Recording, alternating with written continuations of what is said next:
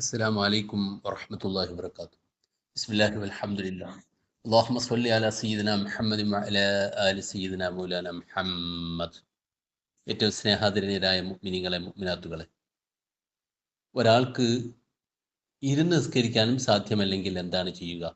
കിടന്ന് നിസ്കരിക്കണം എന്ന് തന്നെയാണ് അതിൻ്റെ മറുപടി.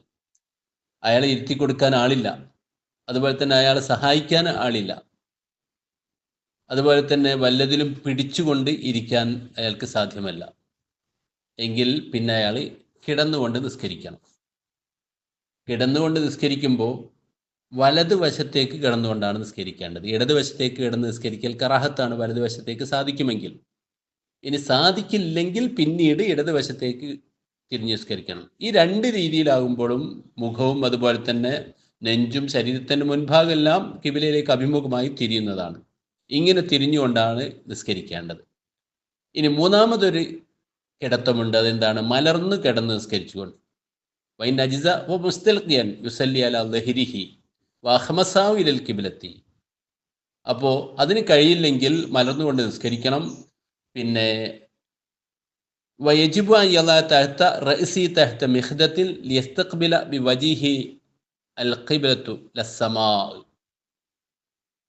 ആകാശത്തിലേക്ക് തിരിയാതെ കിബിലയിലേക്ക് തിരിയാൻ വേണ്ടി അവൻ്റെ തലയുടെ അടിയിൽ തലയണ പോലത്തത് വെച്ചു കൊടുത്തുകൊണ്ട് തല അല്പം പൊക്കി വെക്കുകയും അതുപോലെ തന്നെ ചെരുപ്പടിക്കാല് കിബിലയിലേക്ക് തിരിക്കുകയും വേണം. ഇങ്ങനെയാണ് മലർന്ന് കിടന്ന് നിസ്കരിക്കുന്ന ആൾ നിസ്കരിക്കേണ്ടത് എന്നാണ് ഫുഖാക്കൾ പഠിപ്പിക്കുന്നത്.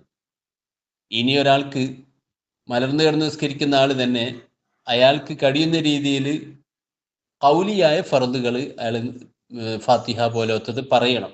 ആണായാലും പെണ്ണായാലും അവർ അത് ചൊല്ലണം. ഈ ചൊല്ലാനും കഴിയുന്നില്ലെങ്കിൽ പിന്നെ അവർ മനസ്സിൽ കൊണ്ടുവരിക വേണ്ടത്. അതിൻ്റെ ഓരോ കർമ്മങ്ങളും അവർ ആംഗ്യം കൊണ്ട് കാണിക്കുകയാണ് വേണ്ടത്.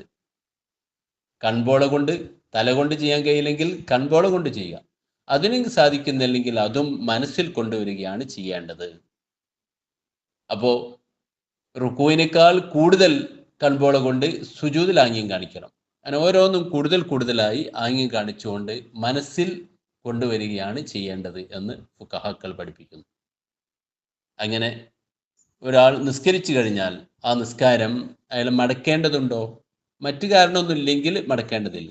തയമ്മ പോലത്തെ ചെയ്യുകൊണ്ട് നിസ്കരിക്കുന്ന നിസ്കാരം ഉണ്ടല്ലോ, അപ്പോൾ ശുദ്ധിയോടുകൂടി തന്നെയാണ് നിസ്കരിക്കുന്നത്. ഇങ്ങനെയുള്ള നിസ്കാരമാകുമ്പോൾ അവിടെ മടക്കേണ്ടതില്ല. വലാ യസ്കുതു സ്വലാത്തു മാദാമ അഖ്ലുഹു സാബിത്തൻ വലാ ഇആദത വലാ തസ്കുതു സ്വലാത്തു മാദാമ അഖ്ലുഹു സാബിത്തൻ. മടക്കേണ്ടതില്ല എന്ന് മാത്രമല്ല, അവൻ്റെ ബുദ്ധിയുള്ള കാലത്തോളം നിസ്കാരം ഒരിക്കലും അവന് ഒഴിവാകുന്നതല്ല, നിസ്കരിക്കൽ നിർബന്ധമാണ് എന്നാണ് തുഹ്ഫയിൽ നമുക്ക് കാണാൻ സാധിക്കുന്നത്. ഇങ്ങനെ നിസ്കാരം മുറ പോലെ നിർവഹിക്കാൻ അല്ലാഹു തആല നമുക്ക് തൗഫീഖ് നൽകുമാറാവട്ടെ. അത് പരിപൂർണമായി നിന്നുകൊണ്ട് നിസ്കരിക്കാനുള്ള തൗഫീഖ് അല്ലാഹു നമുക്ക് നൽകട്ടെ. പ്രയാസപ്പെടുന്ന ആളുകളുടെ പ്രയാസം അല്ലാഹു പരിപൂർണമായും തീർത്തു കൊടുത്തുകൊണ്ട് നല്ല രീതിയിൽ നിസ്കരിക്കാൻ അവരെയും അല്ലാഹു തആല അനുഗ്രഹിക്കുമാറാവട്ടെ. അസ്സലാമു അലൈക്കും വറഹ്മത്തുള്ളാഹി.